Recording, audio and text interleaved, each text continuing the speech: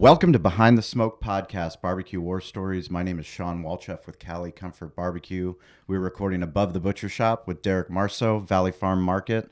This is episode number 94. First time listening, welcome to Behind the Smoke. Today we're recording, it's on a Tuesday, February 19th. And we just got some breaking news that we should probably at least just touch. Yeah, I'm actually getting text messages right now from all my buddies. In San Diego, most of you guys know that we lost our NFL football team. The San Diego Chargers moved up to LA. A lot of people are disappointed in that, in the ownership and, in the city for not getting a deal done with the stadium. And everyone's kind of trying to search for what to do next. The Padres have sucked for a long time. Me personally, we've had season tickets since '73. We have 6 season tickets to the Padres, and I went to 0 games the last 2 years with season tickets.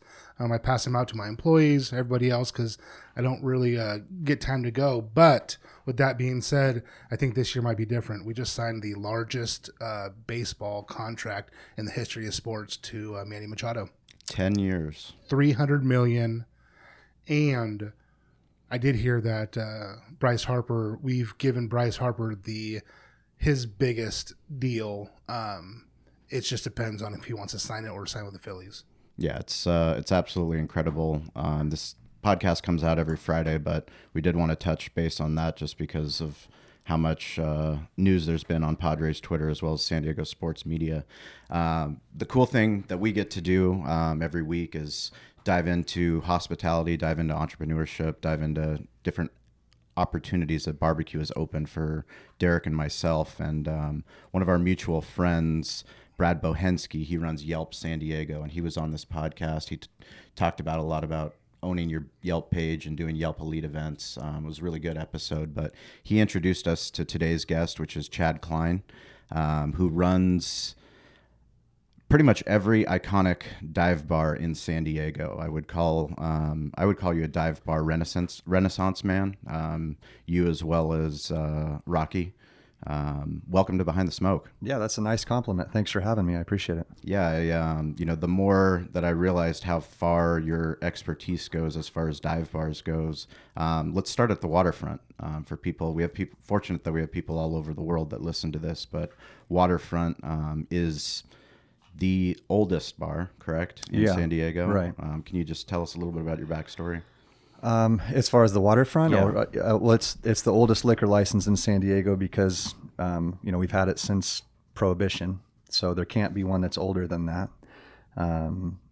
It's been around for a long time. I believe that Chafee Grant, which is Ulysses S. Grant's grandson, this is the story that I was given, was a person that partnered up with another guy to start the bar, and I think that the rumor was that was how he was able to get the license so fast, and the liquor license. He got the liquor license together quickly, maybe with connections or something like that.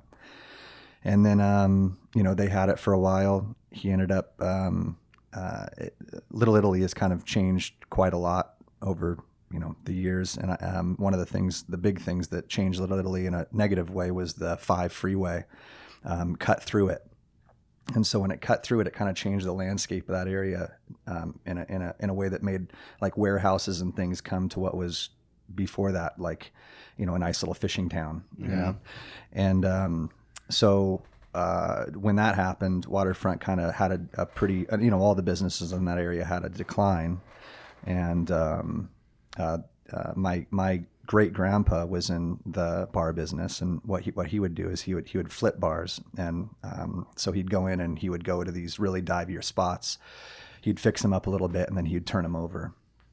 And so in his doing that, my grandma, who was a waitress, kind of was waitress. She had 3 kids, but she's saving up money. She's seeing what my great grandpa's doing, and she kind of was like, hey, if certain opportunities come up where you have one of these bars that maybe you want to sell at a nice price, why don't you flip it to me? And so she would pick up a couple of those deals here and there, and the Waterfront was one of those deals that she picked up. That wow. He was just kind of like turning over. It was a really like rundown little spot when my grandma got When it. was that? What year? It was the late 70s, early 80s. Okay. And she had just gotten out of, it's called the Coaster now, but when she had it was called the 756 Club. And I believe it was the same type of deal. My great grandpa had it, and it, just one of those things. And that was it. She went in and got it from him and tried to make a run out of it. And Mission at that time was much different than what it is now too. And so I don't know what, she just kind of felt it more with the Waterfront vibe than she did with the 756, because they were kind of similar locations really. I've never really asked her why she chose to flip that one or turn that one and go straight into another one that's exactly like it, but that's what she did. So what gave you, the bug to do that? Just watching your family doing all the time, and you go to school, you figure out you want to do this, and now shit, what do you have? 6 of them? How does that all spiral into you doing that? Because I know personally, having you guys come into neighborhoods is amazing for that neighborhood. The Hills has been nothing but spectacular to La Mesa. The way you guys come in, and you guys come in with open arms and want to be in, part of the community. I know Pete reached out to me from the Hills, and we got to do some, things back and forth. And it wasn't a thing of him saying, "Hey, what can you do for me?" It was like, "Hey, this would be pretty cool for the community to have something on the menu." So you guys kind of come into it with like a little bit of a different approach. I think that we see them as like neighborhood hubs, and when we go into a spot, we kind of think of it as, this is where people are going to go to have like conversation, and this is where people are going to go to like meet up and have, important moments in their life and things like that. We think of it as like a place where I don't know what they had back in the day to go and do it, but maybe it was the same. But I just feel like it's today's place that's where people go to have a conversation with each other. Yeah, no, because you're right. I can't tell you how many times I'm here and everyone's like, "Hey, let's go grab something to eat." I'm like, "All right, let's meet at the Hills." Yeah, right. That's just right. And we sit there, and everyone's personable, everyone's excited. It's not too noisy, which is great, because sometimes that could be an issue at a restaurant where it's too noisy and you can't talk and have the conversation like you're talking about. And it's just very inviting. It's conceptually, they've always been pretty cool. Yeah, people have always asked us that when we're opening new spots. They go, "What's your concept? What's your concept?" And it's always it's a little bit maybe embarrassing is the wrong word, but I'm always like, I don't really have. There's no concept. I don't know what like. We're just going to be nice to people, like that's basically it, and they like, you can say that to them and you guys laugh and get it, but they go, okay, good luck. Yeah, like, good luck. That's not going to work, man. Right. And like it, I think it does. It really like, it is that simple. And that is something that was, I think, taught to us from our grandma. It wasn't about like making some spot that had like ostrich skin seats and like nobody cares, like I don't I think some people care, but it's like 10% of the people actually care about something like that. And I think that generally if you go back to a spot, it's because you felt something where you were appreciated, and they just liked you being there. Right. Have you seen that buying all these different, or doing these different bars, that you've changed with the progression of California's minimum wage going up, and like, have you guys changed how you guys do certain things at the restaurants, or are you guys pretty structured in the same? Yeah, we're always changing. Yeah, like always trying to like navigate those challenges on. It's extremely complicated, and some new things just are always getting thrown at you on how you're gonna like just like give your guest a high value product, but at the same time be able to stay in business. Sure. It's just like we meet on it many times a week, and that's always there's always those types of discussions that are had on how we're going to tweak and adjust and stuff. I think you see that the people that don't do that will end up going out of business. Yeah. You have to change with the times. You have to do those things. Sean talks about it a lot too. Just making sure that, you're on the pulse of what's going on, because you guys know better than anybody, but labor costs, and it's outrageous, and you guys don't work on high percentages. No. So it's hard to make sure that you guys, do that right. And you're always making sure that you can figure out a different, maybe more of a fast casual approach to get food out to people and do those things. But in the same sense, give them the experience and people smiling and being happy. And, so that's probably the struggle that you guys have to deal with, day in and day out. I think for us, what we try to remember is, for us, it's actually, we have the resources and things like this to try to tweak and adjust and navigate through those types of challenges. But like, something that I get bummed out on is all these things and these like, these HR stuff that ends up happening that's very difficult to even deal with just from a paperwork standpoint. It makes it almost, I can't think of being like a mom and pop person that's opening up their first spot. I don't even see how those guys do that. Right. I'd be shocked if there wasn't stats that showed that those types of spots just don't happen anymore. And like back in the day, you could open up a spot with, some money that you saved up as a family and open up a little spot and make something work. And if it worked, you could get bigger. And that's the way that it works. Right. Yeah. If you want to open up a spot now, you got to have at least $500,000, and that's just to like grease traps and like navigating development services and just all like there's just hurdle after hurdle after hurdle to try to get something up. To me, is like, as far as business is concerned, I think this is the most like approachable American dream business. The restaurant business is the most approachable. Like people get like start to finish on what the product is, at least in their mind, they get it, So like when they look at it, they go, I can do this, which is great. Like, and they should be allowed to be able to try. And all these like, government entities that are trying to help, I'm sure they're well intended, but I think that they hurt that process a lot. And I think that's a shame. Can you talk about the dive bar stigma that you guys are trying to change? I don't think we're trying to change this. I mean, to me, a dive bar is like a comfortable spot where, like, the best dive bar you could go to is a spot where you walk in and you would see like a 21-year-old that is having a birthday, an old man that's having a drink with some of his friends, every single, like, different races, different like genders, like everybody, just there's a mix, like of social classes, everything. Like, it just, a dive bar is like a true like melting pot. That's a crappy term, but like of whatever area that particular spot is in.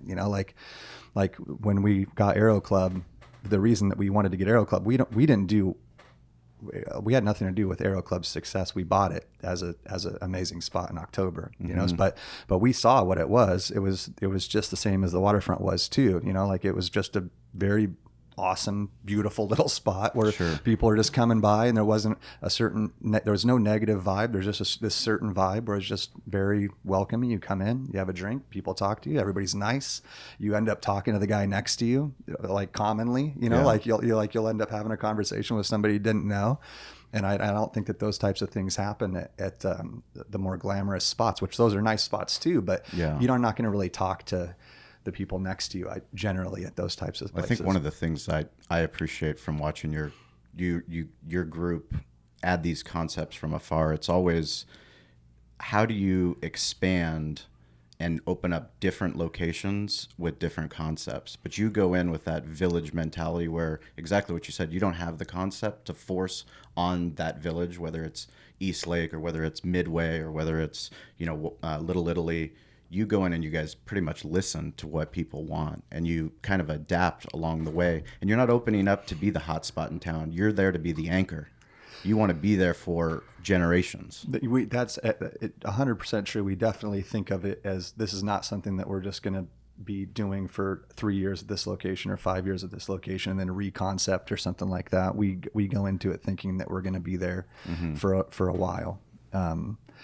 And I don't want to say that we listen all that much, because a lot of times it gets so noisy when you're going into any new, especially a restaurant, where people want to give you so much advice on what you're supposed to do. Yeah.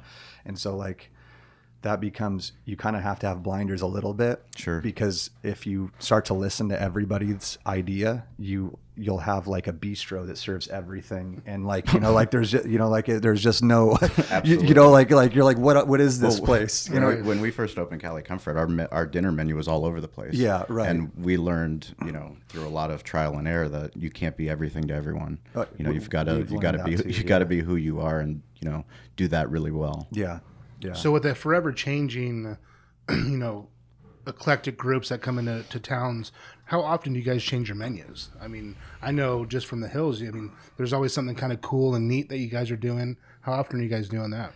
We try to do it as much as we can. It's actually been challenging. You mentioned the minimum wage stuff. The kitchen stuff, I think, has been really tough with the minimum wage stuff, and like getting talented people in the kitchens.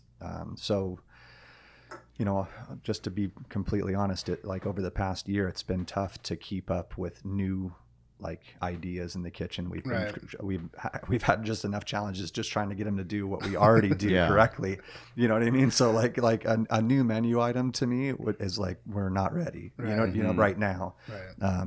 But hopefully we can start to get back into like, I guess, R&D type stuff where you're wanting to get new stuff on the menu, because you do, you know, especially if people are in an area where it's 2 and 3 times a week, they get tired of just having the same stuff. Eventually, it's going to drop off. What kind of product mix do you guys do at the different? I mean, is it? I mean, it's all over the place. It's all over the place. But where's the heaviest food that you're doing, highest volume? Probably werewolf. What are you, 50-50 or? Oh no, I'd say it's like it's high 60s food. Oh really? Yeah. Oh wow. Yeah. Okay. It's a monster of food. And how long have you guys been operating werewolf? That's going on. We're going on our 5th year now. 5th year. Mm-hmm. Wow.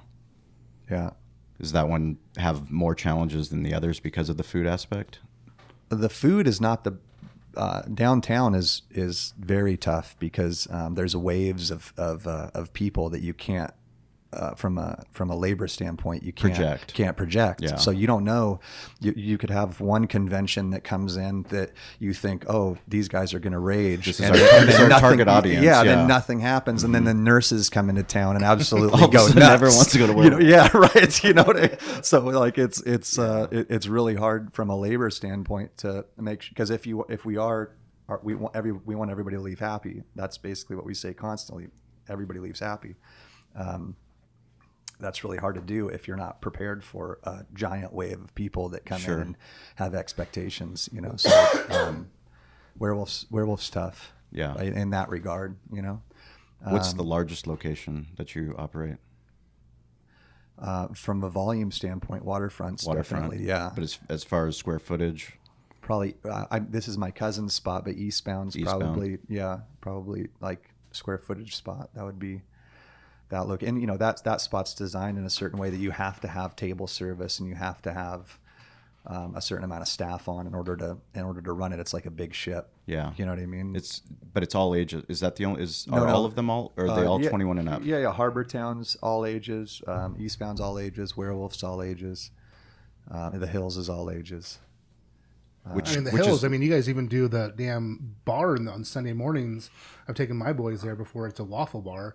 And I mean, you can put on anything that you can think of that's, you know, that kids love, whether it's Fruity Pebbles, jelly beans, marshmallows, chocolate, put them on your waffle and let the kids eat them. I mean, it's pretty cool that you guys do that. Yeah, that's my cousin's spot, and he does, you know, pajama breakfasts and stuff like that, where families come in pajamas and do that move and stuff, you know, and, you know, keeping it fun and just having a good time with it. You know, I remember when he opened it, that was one of, you know, we have a terminology about, like, there's kings as far as customers, and then there's stars, and the stars are the ones that'll come in pajamas. Those are the ones that like have no problem with having some fun. Yeah. And you know, kings come in and they don't even like to be spoken to that much. You know what I mean? They want service. Yeah. You know what I mean? And it's like they won't even make eye contact with you. They want things in a certain way. You know. And Kings hate that shit, like pajama stuff. They don't even like it being around them. You know what I mean? So from as far as everybody leaving happy, a king walks in the door, they see that type of stuff happening, and they're just like, this place is ridiculous. It's fascinating. You know what I mean? No, absolutely. You're 100% correct. And we kind of made a certain like decision where we're like, we're just not gonna cater to the Kings. Yeah. Like we just can't. Like not there's to stay in business. Yeah, it's just you have to have the Kings to stay in business. Yeah. But you can't not. I mean, it's like us not throwing the barbecue festival. We shut down the street in front of the restaurant, and the regulars that come in every single Sunday for their normal ribeye breakfast. Yeah. They, guess what? On barbecue festival, they can't come in because we have barbecue teams all throughout the streets. It's like, well, this is throwing off my Sunday. Right. But we can't not put on that barbecue festival community event because we're trying to pander to the Stars have to win. Yeah. And like if there's ever push comes to shove, the Star wins. Mm-hmm. Like you just can't. I guess you'll end up being like a Denny's type of a spot, if you don't, or it's just like, there's no heart. Like the Stars are providing the heart, When you go out and you look for something new, how important is like location for you guys? Do you guys want to be close to schools? Do you want to be close to freeway access? Like, do you guys have any, algorithms like that where you want to be within certain things, or do you guys just go for the feel? It's mostly for the feel. Yeah. And that's done well for us. And it's also like Banzai, for whatever reason, we felt that Banzai was like, yeah, we can go in and we can make a neighborhood spot in the Midway area. And it's like, no, you can't do that. It's a tough neighborhood. Yeah, right. For those of you that don't know, Midway District it's one of the highest volume commercial districts with a lot of different traffic challenges. It's where Pechanga Arena is and where the San Diego Gulls play, the Seals play, which is cool because there's a lot more events going on close to there. But what you guys have done with Banzai, I mean, from the outside looking in, I couldn't believe, first of all, that you guys bought it, and then that you were able to create an atmosphere where I swear every time I drive past, it's full. It's full and people are enjoying themselves. I know Gulls fans that go there for pre-games. I mean, they absolutely love it. And it has lots of challenges with parking. How do you get there? How do you, get out, get in? Yeah, it was a tough spot. And I guess when you're just feeling, like you just you just make those type, like, honest in our minds, I thought when we were going to open the spot that, look at all these people, like we're the only indie spot that's in this area. That's going to be appreciated.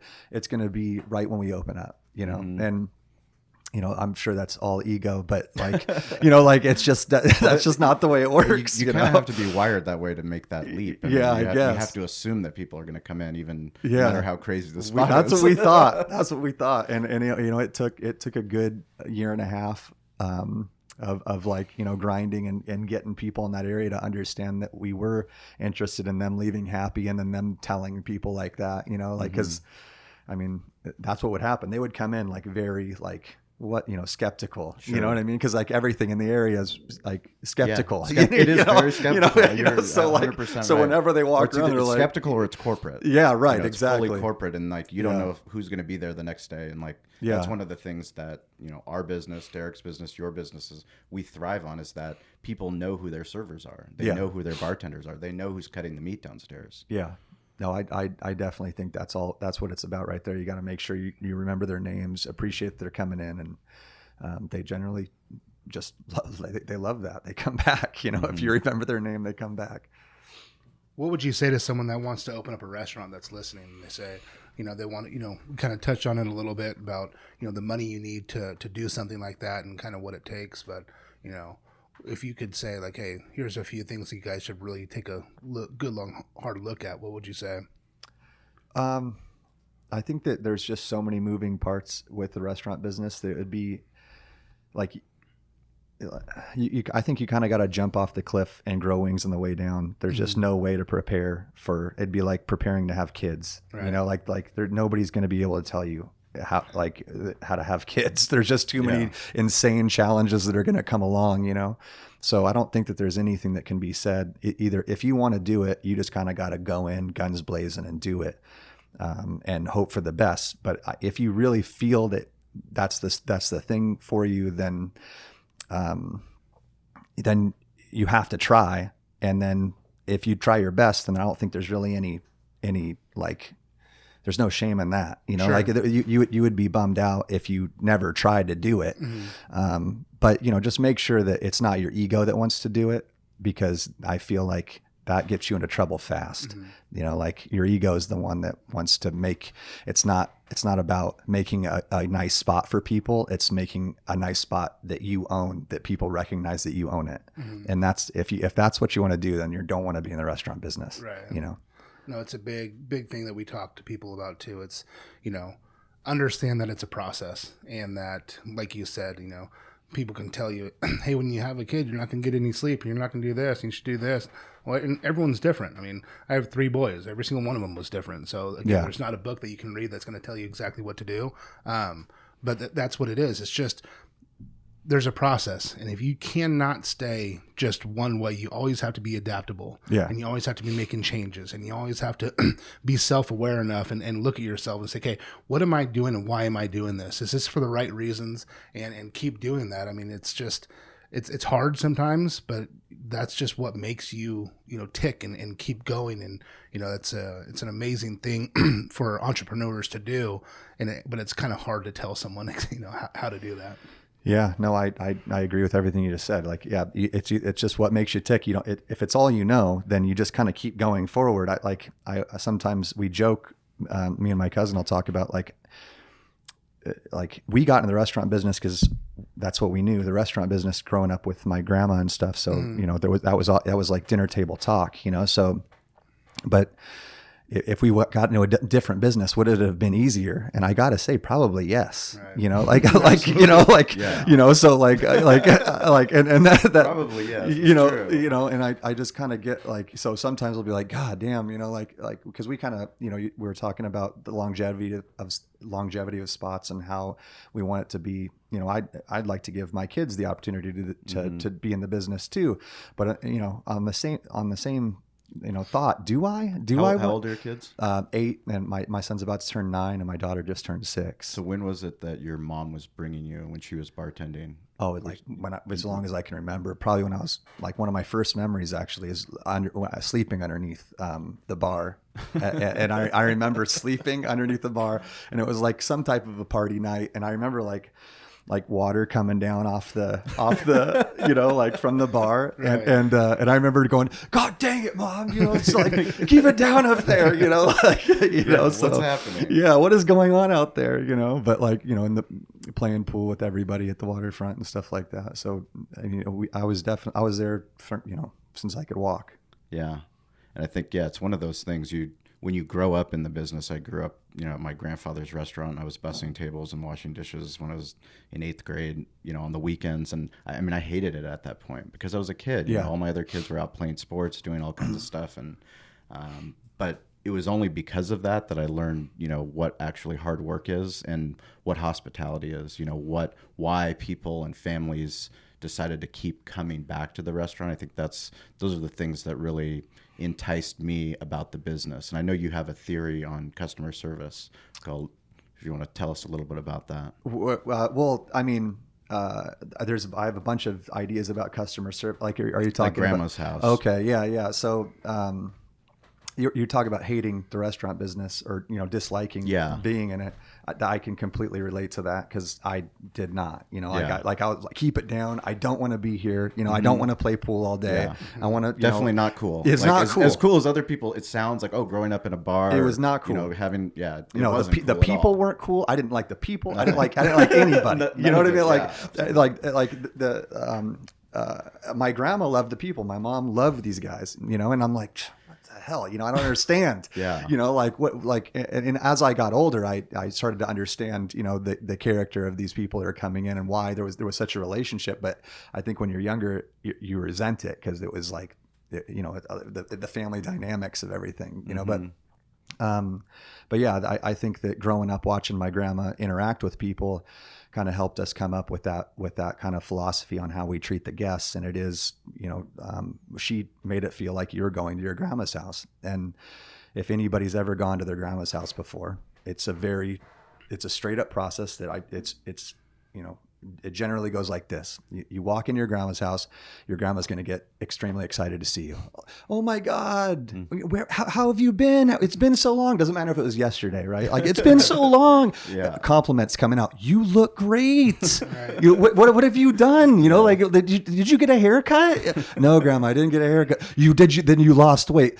I don't know. I've been trying to lose a little bit of pounds. Yeah. Go sit down. Your grandma knows exactly what type of food you want. Go sit down. Go to your favorite table over there. You go sit right there.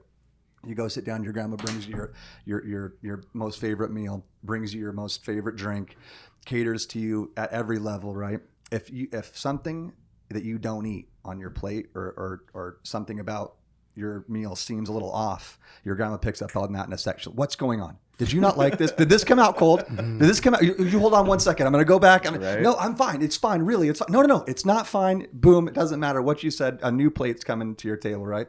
So you finish. You're like, Grandma, I got to go. You're leaving? You're leaving so soon? Why? You were only here for an hour. Why are you leaving so soon? You know. So you pick up. You go to leave. Your grandma gives you a hug, and then she asks you when you're coming back. And she goes, "Are you going to come back tomorrow?" I can't come back tomorrow. Are you going to come back in 2 days? I'll come back on Friday. Yeah. Okay, you come back on Friday. You make sure you say hello to me, and that's the entire start to finish on how it would be at your grandma's house. You know? So that's generally what we try to do, the exact same move. Every single thing that happens within that process, we try to tell to the people that work with us. And it's not just for the guests, it's for them too. It makes you feel good. Like the reason your grandma does that, it makes your grandma feel good. When your grandma gave you that meal, it felt good to your grandma, right. You know, like when she saw you light up, when she said you lost some weight and that you got a haircut, like it makes you feel good to see somebody light up, right. You know? So, it's like a mutually beneficial thing that ends up happening within the business that you kind of end up getting a certain addiction to when you see it kind of working, you know? Sure. Well, you wouldn't be able to grow if your staff wasn't able to instill exactly that. I mean, you have to have a team that they believe in that. Yeah. Because otherwise it's fake. Yeah. And there's so many places that you go that are not, that they turn you off. You know, you're ignored or they don't care that you're there. I mean, it's those teaching those principles and hiring people with those principles that have it in their blood where you stand out and you can be extraordinary. Yeah, no, when we get certain people from other locations and you tell them that, they really don't get what you're saying when you first say it to them. You know, like they go, oh, I'll be nice to people, you know, but then like somebody will walk in and they'll just go, their body language is like this. That is not the way your grandma stands when you walk into the room. You know what I mean? Like your grandma would never let somebody walk through the door and not be recognized. And so that you kind of have to like say that, like, if you do you think that person felt special to come here? You know, like what does it matter? You know, like, well, it matters. It matters, you know, and but like as they start to get it, I think that it matters for them too, where they get it on. It's not about the business. It was just from a personal thing for that person too. Like, dude, like this is how you interact with people. Like you're not, you know, like you can't just be indifferent to somebody choosing to walk over and, you know, like it's hard, you know, a lot of stuff had to happen for them to choose to come to this particular spot. The parking sucks, maybe, you know, there's like 17 stoplights. Yeah. They, you know, like there's a bunch of other locations that they could go to, and they're choosing to come in here. Like, give them some respect for doing it. You know what I mean? Right. Like I mean, the way I'm hearing it is that you are really creating an experience for your consumer when they walk in, and that, you know, what's one of the best places, where do you feel most loved? And like you said, it's at your grandma's house when you walk in, and if you can duplicate that, you're winning. That's it. You're winning. And that's pretty cool to hear. I've never heard it put that way, and the simplicity of that actually makes so much sense, right? It's just like, I know I felt loved. My grandma knew that I was going to go home, right? And I wasn't going to be here forever. So she was going to do everything she could to make my experience great. Right. And that, you know, she would want me to come back at another time, but it's really, really cool for you to, you know, come up with that and, you know, share it with people, because I mean, that is the experience that I think people really want. They want to feel welcomed. They want to feel wanted. They want to feel like you want me to be there. And, you know, it's not just a transactional, hey, give me your money, here's a beer, or give me some money, here's your food. It's really about the experience that you're creating for everyone. Yeah. And I think that equally, even though the server doesn't know it, sometimes they want it too. Like they want to be the grandma too. No, absolutely. And that's like the tough part to like the training process to get to the person from not knowing that it's so self-fulfilling to be the grandma, you know, but once they get it, they go, oh, yeah, you know, like that's nice. It's crazy. It's one of those things we teach our servers, you know, because a lot of them, after they're done waiting the table, they'll go and see, well, how much did they leave me for a tip? Right. And it's the servers that don't care how much they left for a tip that always make the most tips, like without a doubt, because then they don't discriminate. Oh, is this a big tip or is this not? Like they're focused on just giving the best customer service, the best hospitality to that table. And then at the end of the night, they go home and it's been happening, you know, since we started the restaurant. It's the same thing with bartenders too. Yeah, no, I like, we had that terminology. We don't use it all the time anymore, but I still use it in my mind. But it's like it's kind of corny, but it's chase awesome. And when you are trying to just do great, money just follows you wherever you go. Like nobody chases money and then awesome chases the money. But you can be awesome, and then if money just tends to gravitate towards awesome, you know. So if you just do good, like what you're saying, you won't have to worry about the tip. Like stop thinking about the money and just think about the process of being the best. Yeah. And you won't have then you it's like liberating. It all takes care of itself. Yeah, it's liberating. Yeah. You get to go and just be good, and then the money just gets to follow you. So that's great, you know. Like, and if you're trying to do your best and you just keep getting stiff, then maybe that's not the job for you. Right. You know, I don't know. No, it's important for people to understand that, and it's, you know, not just in hospitality, but just in life. You know, you know, I always tell people I sleep well at night because I know day in and day out I'm doing the best I can, and I'm working hard, and I'm making sure that I'm doing as much as I can for others as anybody else, and it's not about me, and it's about everybody else. So I know that I sleep well, and I don't have those issues that some other people have. Well, maybe sometimes it's, you know, you got to soul search and kind of figure out, you know, am I doing the right thing? Is this where I want to be? Am I, you know, what fulfillment am I getting? You know, it's hard to do those things, but man, it's so important to just make sure that you're just being a good person. I mean, like I said, you know, be awesome, and the money will find you. Yeah. So at what point are you going to have too many bars? Because Aero Club, you guys didn't actively pursue that. That was an opportunity that there was news that broke that we had been pursuing it for about a year previous to us getting it, and it was. With the entire time, the rumors that we were hearing was that the person that owned the building was courting developers and trying to get that area to get turned into like some type of a condo type of a thing that would inevitably wipe out Aero Club. Yeah. And so we're like, okay, well, if we can work out something where we somehow protect Aero Club, like maybe we can do that. You know, like let's figure out if we can do that. The owner of Aero Club, good guy, Bill. He owns Chinatown now, and you know, he like obviously when you have such heart into a spot like that, you're going to be skeptical of anybody that comes along and says anything. You know, so it was just one of those things. It was like very hard to kind of go, listen, I'm here if you need me, you know, like kind of like reaching out, going just, and kind of always being there going, if something turns up and you change your mind, you want to have a discussion, let's just have a discussion. But I'm open to whatever, as long as the outcome ends up being the Aero Club is preserved, you know? And that's basically how it happened. But yeah, as far as what it is, it's definitely, the reason Aero Club's great right now is because of the bartenders that have worked there over the past 5 years, you know, that have made it that way. And then, you know, Bill giving them the leeway to do those types of things, like Eric and Chad and different guys that are over there that created the whiskey program that they have. How many whiskeys do you guys have? It's over 1,000. Over 1,000. Yeah. It's called like the Whiskey Temple. I mean, Aero Club's been around for it's over something 70 else, years. man. It's I mean, unbelievable.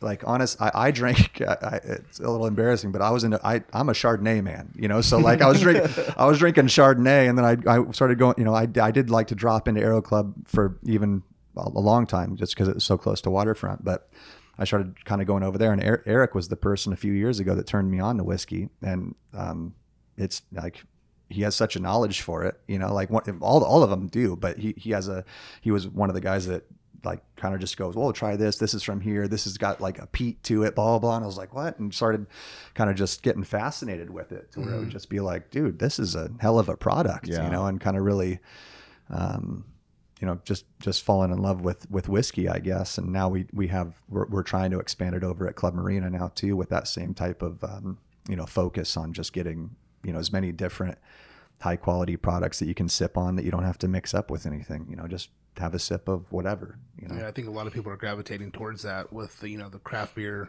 big boom, and then people are kind of graduating and get into the craft whiskeys, and you know, we're seeing it here at the store. I mean, we get pitched a new whiskey almost every day. Someone coming in and a new distillery opens up, and that's who we want to support, to be honest. We want to support that person that's really hyper focused on their craft and wanting to make the best. And you know, I mean, I know it's very subjective, but it's, you know, trying to do the best that they can to make a great whiskey. And you know, we're seeing so many people are coming in and buying it, and you know, we make sure that we, you know, don't price gouge when we get those, you know, good bottles. If we get a bottle of Pappy, or if we get something else, and we just sell it for our normal prices to give the consumer an added value of shopping here, and let them try those things. Because I mean, you know, there's some really, really good whiskeys out there. For sure. No, you're right. I mean, it's those like little boutique spots that have like a serious passion for it too. You know, like, and honestly, I like when I'm tasting them, sometimes I'm like, I don't know if I like just your passion more than this whiskey. I'm not sure which it is. You know, like there was some Whistle Pig people that came in the other day to Aero, and I'm like, man, this is good, but I just want to like like buy stuff from you. You know, like it just had a certain vibe to them. You know, like, but yeah, like we've definitely, since Aero Club, been focusing more on whiskey and trying to make sure we have that as an option for everybody that comes in. That's awesome. Well, everything we talk about will be in the show notes, especially all the different locations you have throughout San Diego County, so that people that listen to this podcast from afar can actually come out and get a taste of what Grandma's House, Grandma's Hospitality is all about. Any events you guys have coming up, or any places you want to tell our listeners that they should go, or social pages? We're doing this thing. This is the first thing that comes to mind. We're doing this bus thing that we're gonna do for St. Patrick's Day, where it's kind of like a dive bar tour. Awesome. And just have a fleet of buses that goes around each spot like every hour or 30 minutes, and just picks up and can bring you to the next spot. Very cool. And I think that'll be cool, just to keep people, you know, just a nice little party. You're not driving. You know, I think that everybody wants to go out and celebrate on St. Patrick's. And where can they go to get tickets? Is our tickets available yet? We haven't put it out yet, but I'm sure we'll have it on, you know, Waterfronts and Aero Clubs and all the web pages and stuff like that. Perfect. So, It'd actually be pretty cool. I mean, you can sit somewhere, and if you don't want to catch this bus, wait for the next hour. Wait for the next one. Yeah, right. Cool. Yeah, whenever you want to get up. Heck, if you want to stay the entire time at one spot, go ahead. But if you want to bounce, you bounce and go to the next spot. So. That's rad, man. That's very cool. Well, I do want to give a shout out to San Diego Fleet. Jeff Gardner, the president, he came on the podcast, and Johnny Castillo, who's a good friend of Derek and mine. He was phenomenal in helping us organize a tailgate for Scott Kaplan's birthday. Fleet, it's very cool. It's cool to be tailgating again in San Diego. Obviously, the Padres are making moves, but Chad, we really appreciate your time. Social shout out this week goes to Bill Delgado, Grill Fellas. He has a barbecue catering company up in Whittier. He sent us a message saying how much he enjoys the podcast. He also does catering down here in San Diego, so I'm sure we're going to run into him. But we appreciate you guys. Thank you for listening. Please go visit the bars, and thanks for listening. Yeah, thanks for having me, guys.